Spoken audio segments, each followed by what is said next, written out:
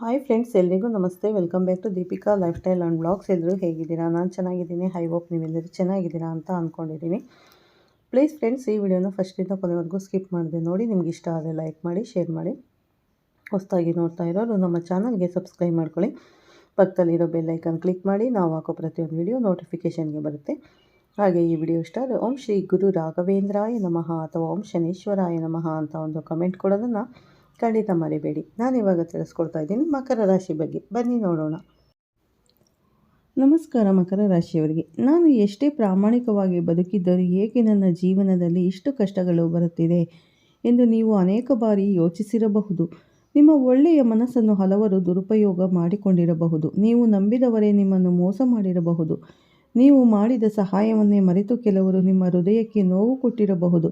ಹೊರಗಡೆ ನೀವು ಗಟ್ಟಿಯಾಗಿರುವಂತೆ ಕಾಣುತ್ತಿದ್ದರೂ ಒಳಗೆ ಎಷ್ಟು ಒತ್ತಡ, ಎಷ್ಟು ನೋವು, ಎಷ್ಟು ಕಣ್ಣೀರು ಮರೆಮಾಚಿಕೊಂಡಿದ್ದೀರೋ ಅದು ನಿಮಗೂ ದೇವರಿಗೂ ಮಾತ್ರ ಗೊತ್ತು. ಕಳೆದ ಕೆಲವು ವರ್ಷಗಳಿಂದ ನಿಮ್ಮ ಜೀವನ ಒಂದು ಭಾರವಾದ ಹೊರೆಯಾಗಿರುವಂತೆ ಅನಿಸಿರಬಹುದು. ರಾತ್ರಿ ಮಲಗಿದರೆ ನಿದ್ದೆ ಬಾರದೆ ಕಳವಳ, ಬೆಳಗ್ಗೆ ಎದ್ದರೆ ಏನು ಮಾಡಲು ಮನಸ್ಸೇ ಆಗದ ಮನಸ್ಥಿತಿ. ನನ್ನ ಜೀವನ ಹೀಗೇನೇ ಉಳಿಯುತ್ತಿದೆಯಾ ಅನ್ನೋ ಪ್ರಶ್ನೆ ನಿಮ್ಮ ಮನಸ್ಸನ್ನು ಕಾಡಿರಬಹುದು. ಏಕೆಂದರೆ ಮಕರ ರಾಶಿಯ ಅಧಿಪತಿ ಶನಿದೇವ.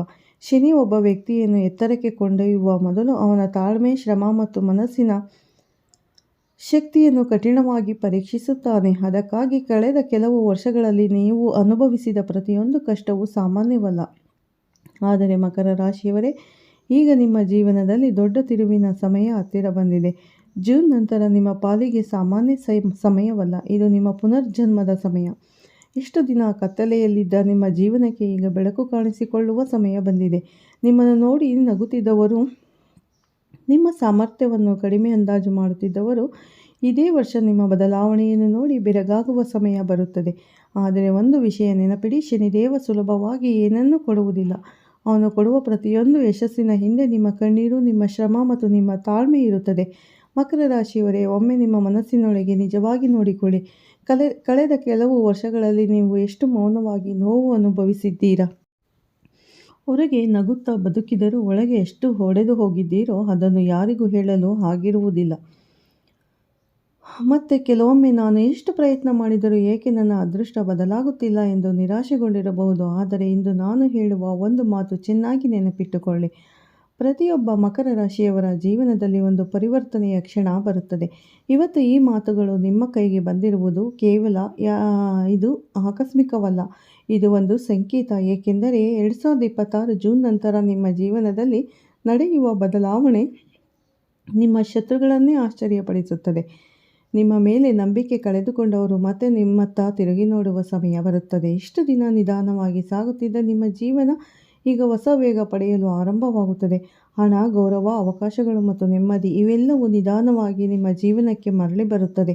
ಆದರೆ ಮಕರ ರಾಶಿಯವರೇ, ಅದಕ್ಕಾಗಿ ನೀವು ಒಂದು ವಿಷಯ ಮಾಡಬೇಕು. ಹಳೆಯ ನೋವುಗಳನ್ನು ಹಿಡಿದುಕೊಂಡು ಬದುಕಬೇಡಿ. ನಿಮ್ಮ ಮನಸ್ಸಿನಲ್ಲಿರುವ ಭಯ, ನಿರಾಶೆ ಮತ್ತು ನನಗೆ ಆಗುವುದಿಲ್ಲ ಅನ್ನೋ ಆಲೋಚನೆಗಳನ್ನು ಹಿಂದೆ ಬಿಟ್ಟು ಬಿಡಿ. ನೀವು ಸಾಮಾನ್ಯ ವ್ಯಕ್ತಿಗಳಲ್ಲ. ನೀವು ಶ್ರಮದ ಮೂಲಕ ಜೀವನವನ್ನು ಬದಲಾಯಿಸುವ ಶಕ್ತಿ ಹೊಂದಿರುವವರು. ಶನಿದೇವ ತಡವಾಗಿ ಕೊಟ್ಟರೂ ದೊಡ್ಡದಾಗಿ ಕೊಡುತ್ತಾನೆ. ಆದ್ದರಿಂದ ಧೈರ್ಯ ಕಳೆದುಕೊಳ್ಳಬೇಡಿ. ಏಕೆಂದರೆ 2026 ಜೂನ್ ನಂತರ ನಿಮ್ಮ ಜೀವನದಲ್ಲಿ ನಡೆಯುವ ಬದಲಾವಣೆ ನಿಮ್ಮ ಶತ್ರುಗಳನ್ನೇ ಆಶ್ಚರ್ಯಪಡಿಸುವಷ್ಟು ದೊಡ್ಡದಾಗಿರುತ್ತದೆ.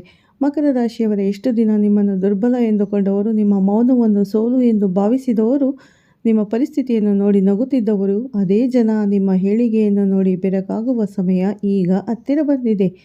ಹಾಗಾದರೆ ಆ ಬದಲಾವಣೆಯ ರಹಸ್ಯ ಏನು?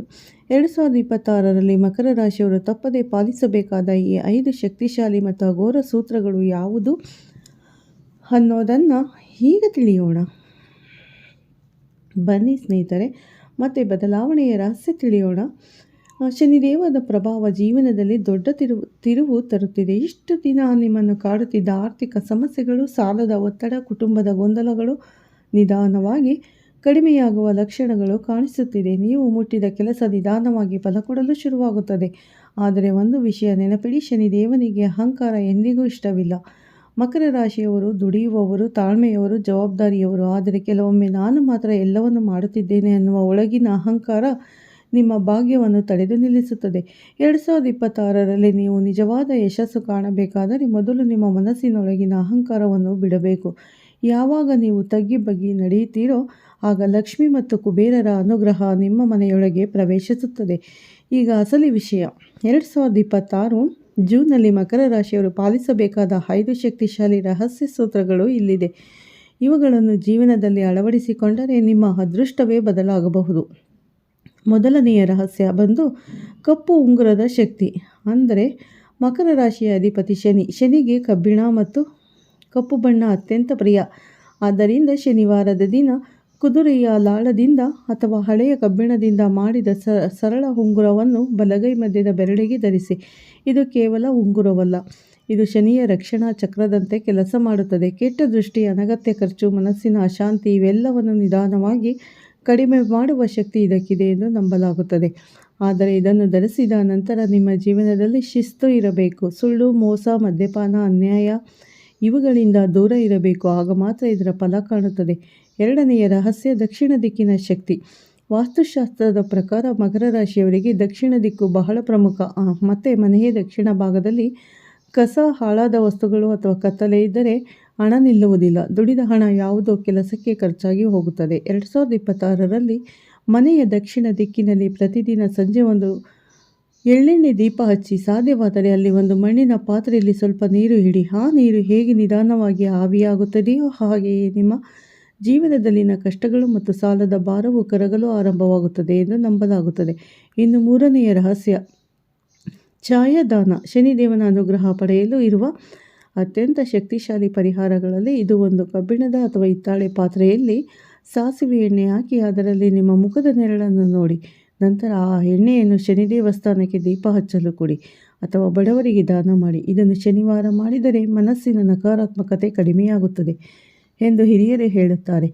ಮಕರ ರಾಶಿಯವರು ಇದನ್ನು ನಿಯಮಿತವಾಗಿ ಮಾಡಿದರೆ ಅವರ ಜೀವನದಲ್ಲಿ ನಿಧಾನವಾಗಿ ನೆಮ್ಮದಿ ಮತ್ತು ಆರ್ಥಿಕ ಸ್ಥಿರತೆ ಹೆಚ್ಚಾಗಬಹುದು. ಇನ್ನು ನಾಲ್ಕನೆಯ ರಹಸ್ಯ ಮೌನದ ಶಕ್ತಿ. ಮಕರ ರಾಶಿಯವರು ತುಂಬ ಬುದ್ಧಿವಂತರು, ಆದರೆ ಕೆಲವೊಮ್ಮೆ ತಮ್ಮ ಯೋಜನೆಗಳನ್ನು ಬೇಗನೆ ಎಲ್ಲರಿಗೂ ಹೇಳಿಬಿಡುತ್ತಾರೆ. 2026ರಲ್ಲಿ ನಿಮ್ಮ ಯಶಸ್ಸಿನ ಮತ್ತು ಗುಟ್ಟು ಎಂದರೆ ಮೌನ. ನೀವು ಏನೇ ಹೊಸ ಕೆಲಸ ಆರಂಭಿಸಲು ಮನೆ, ಜಮೀನು, ಬಿಸ್ನೆಸ್ಸು, ಹಣ ಯೋಜನೆ ಅದು ಪೂರ್ಣವಾಗುವವರೆಗೂ ಯಾರಿಗೂ ಹೇಳಬೇಡಿ. ನಿಮ್ಮ ಏಳಿಗೆಯನ್ನು ನೋಡಿ ಅಸೂಯೆ ಪಡುವವರು ನಿಮ್ಮ ಸುತ್ತಲೂ ಇರಬಹುದು.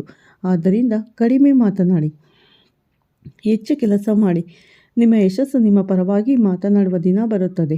ಐದನೆಯ ಮತ್ತು ಅತ್ಯಂತ ಮುಖ್ಯವಾದ ರಹಸ್ಯ ಕಾರ್ಮಿಕರ ಸೇವೆ. ಶನಿದೇವನು ನ್ಯಾಯದ ದೇವರು. ಅವನು ದುಡಿಯುವವರ ಪರ ನಿಲ್ಲುವವನು. ನೀವು ಜೀವನದಲ್ಲಿ ಶ್ರೀಮಂತರಾಗಬೇಕು ಅಂದರೆ ನಿಮ್ಮ ಸುತ್ತಲಿರುವ ಕಾರ್ಮಿಕರು, ಮನೆ ಕೆಲಸದವರು, ಚಾಲಕರು, ಸ್ವಚ್ಛತಾ ಸಿಬ್ಬಂದಿ ಇವರಿಗೆ ಗೌರವ ಕೊಡಬೇಕು. ಅವರಿಗೆ ನಿಮ್ಮ ಕೈಲಾದ ಸಹಾಯ ಮಾಡಿ. ಹಸಿದವರಿಗೆ ಊಟ ಕೊಡಿ, ಬಡವರಿಗೆ ಸಹಾಯ ಮಾಡಿ. ನೀವು ಸಂತೋಷದಿಂದ ಕೊಡುವ 1 ರೂಪಾಯಿ ದಾನವು ಶನಿದೇವನ ಕೃಪೆಯಿಂದ 1000 ರೂಪಾಯಿ ಭಾಗ್ಯವಾಗಿ ಮರಳಿ ಬರಬಹುದು. ಇದು ಕೇವಲ ಮಾತಲ್ಲ, ಶನಿ ತತ್ವದ ಆಳವಾದ ಸತ್ಯ.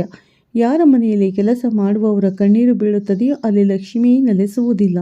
ಮಕರ ರಾಶಿಯ ಸ್ನೇಹಿತರೆ, 2026 ಜೂನ್ ನಂತರ ನಿಮ್ಮ ಜೀವನದಲ್ಲಿ ಒಂದು ಹೊಸ ಅಧ್ಯಾಯ ತೆರೆದುಕೊಳ್ಳುವ ಸಮಯ.